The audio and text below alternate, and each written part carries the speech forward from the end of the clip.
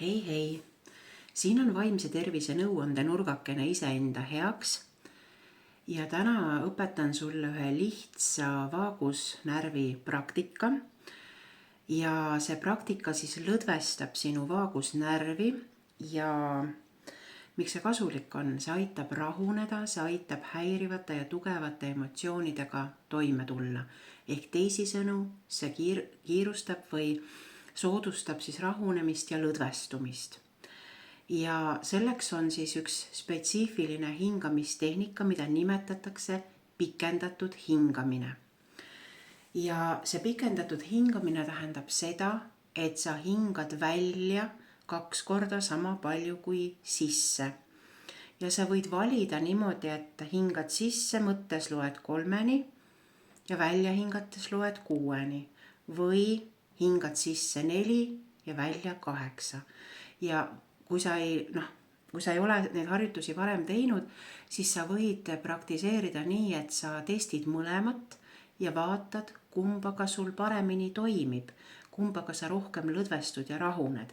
Aga teeme siin nagu koos läbi, et hingame sisse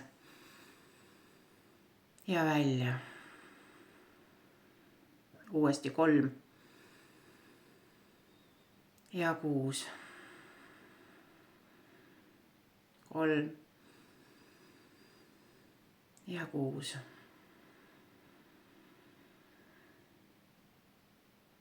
Pane tähele, mida sa oma kehas tunned ja proovime teha 4 intervalliga ka ehk 4 ja 8. Nii ja 4, 8.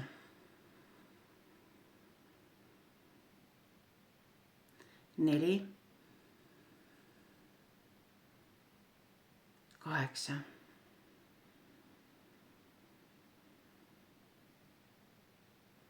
Vaata, kumb sul paremini toimus.